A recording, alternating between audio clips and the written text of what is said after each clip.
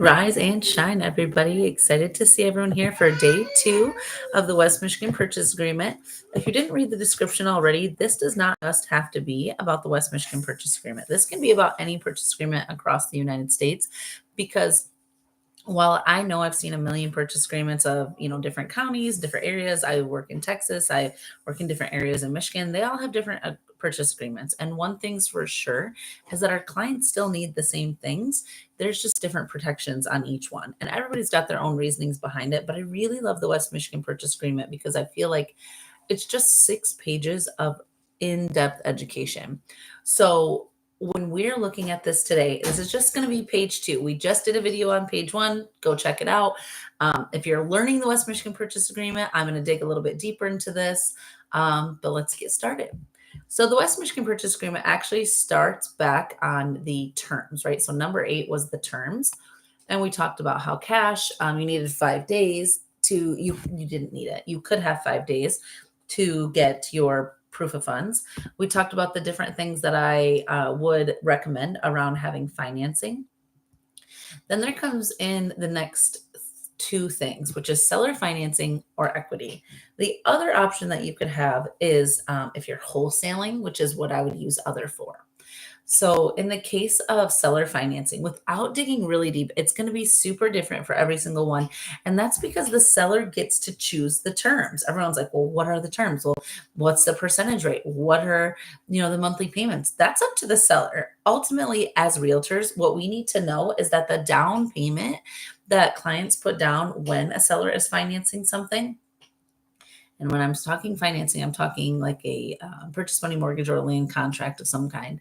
That down payment has to cover the amount that the seller wants to walk away with right now and the commissions involved for the agents that are involved. Now, in the case of seller financing, the buyer does agree to provide the seller with a credit report within 72 hours after the effective date. This is the way of a seller doing their due diligence that a lender would do. If the credit report is unacceptable, the seller shall have the right to terminate within 48 hours, or if the buyer fails to provide it, the seller within the time frame allotted, the seller shall have the right to terminate this offer within 48 hours. So sellers advised to seek professional advice around the credit report. Credit report means a lot of things, right? You can have a 700 or a 750 and still have, late payments, or you can have, 1 or 2 late payments, right? Not a big deal, but you can have different things on your credit report that might come up. You don't want to just look at the score. And also you don't want to just look at the most recent missed payment, right? Is there a track record? Is there a history of, payment or non-payment? Is there anything that throws up a red flag for you? And that's why I say, get the professional legal advice, because you might not even know what you're looking for. You're not going to know what you're looking for most of the time. There's a certain amount of money upon execution and delivery of a West Michigan Purchase Agreement form, name or type of form and revision date, a copy of which is attached, and the balance of blank will be payable in monthly installments of what? So this is kind of like our mortgage, right? So the first number, I'm going to just zoom right in. This number is the down payment. Let's just say it's $20,000 upon execution and delivery of an accepted purchase agreement. Then we're in the balance of, so if you put down $20,000 and for argument's sake, you're buying a $100,000 house, you are now looking at putting, financing $80,000. So $80,000 would go here. And it will be in payable in monthly installments of what? Maybe it's $2,000, maybe it's $2,500. But then, or more, including interest at, what's the interest rate? Usually it's a lot higher because sellers don't want to finance it forever. Sometimes they do, but ultimately they want to make their money, and that's why they're doing it. And then the interest to start on date of closing and first payment to become due 30 days after date of closing. That's not abnormal. Remember, with a regular purchase agreement, with the regular financing, usually, depending on when you close, the payments don't even start until, 30 to 45 days after close. The entire unpaid balance will become due and payable however many months after closing. This could be 12 months, 24 months, 48 months, whatever you want it to be. But there's a balloon payment, right? Like, hey, you're going to pay me $20,000 up front. You're going to do it in $2,000 monthly payments. And the interest rate is 10%. And then it will become due and payable 24 months from now, the whole amount. So this could be financing. This could be cash, whatever the buyer can come up with. Any appraisal required by the buyer shall be arranged and paid for by the buyer within 10 days after the effective date.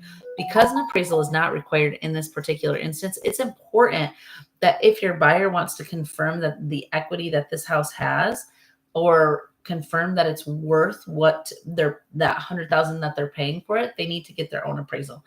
There are lots of appraisal companies. Just ask. Exceptions. What are the exceptions? Maybe a choice to extend, maybe not, maybe nothing. And it's just one of those things that you have to redo. But ultimately, you want to make sure that the seller and the buyer are both on board with these terms and they know what the percentage means. Equity, there's formal assumption and informal assumption. Now, this, I could talk about informal assumption all day long, but ultimately, it doesn't matter if the original loan that the buyer took out, so a buyer 10 years ago went to a lender and took out a loan. If they didn't say it was assumable, then it's not assumable. You can't just automatically assume someone's loan unless it was set up that way. I'm probably going to do an entire section just on formal and informal assumption. So keep watching. Others, wholesaling, again, a whole nother thing that we can talk about. Contingencies. Now, if you're talking contingencies, it's not contingent, meaning they do not have a house to sell to be able to buy something. Is it contingent upon closing? If it is contingent upon closing, that means that they have a house that they need to sell and it's also pending. In which you will take the purchase agreement that has been signed and that they are selling and give it to these new sellers that you're trying to buy this house from. A copy of the buyer's agreement to sell or exchange property is being delivered to seller along with this offer. It says it right there. If the existing sale or exchange terminates for any reason, buyer will immediately notify seller and either party may terminate this agreement in writing within 3 days of buyer's notice to seller. If either party terminates, the buyer shall receive a refund of any applicable earnest money deposit. The only thing you put in this blank is the address. Is contingent upon the sale and closing. If it's contingent upon the sale and closing, that means that they have a house to sell and it is not pending. So it's contingent upon the execution of a binding agreement and the closing of a sale or exchange of the buyer's property located at that address on or before usually a closing date that's pushed out 60 days or so. Seller will have the right to continue to market the seller's property until the buyer enters into an agreement to sell or exchange the buyer's property. So the seller at any time can accept another offer until that buyer's house goes pending.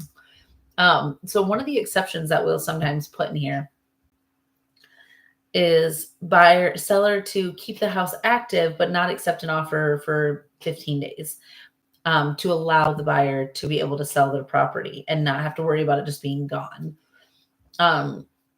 That's pretty much the only thing that I'll put in there. I always try to negotiate days. Now, with this being said, this whole section is really important. This section and the closing section that we're going to go over is really important because you don't want to mess up here and say it's only contingent upon, it's not contingent, right? Or it can close in a month. It can't close in a month. You don't even have a seller yet, a buyer yet for this new property.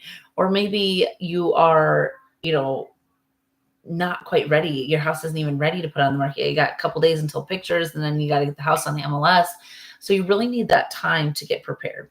And you want to make sure that your clients aren't homeless, which we can talk about in another video.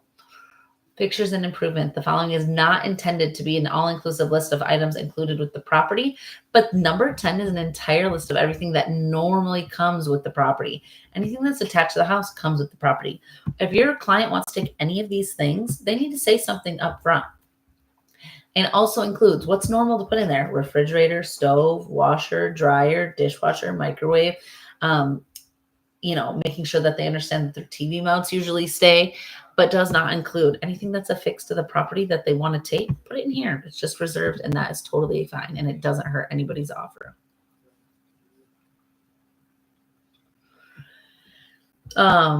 Heating and cooking fuels. Liquid heating and cooking fuels and tanks are included in the sale. Oh, you know what? That already goes into page 3. So we're actually going to do page 3 today. This was a quick, short video, less than 10 minutes. If you have questions, let me know. We're going to do page 3 tomorrow, so join me then. Thanks, guys.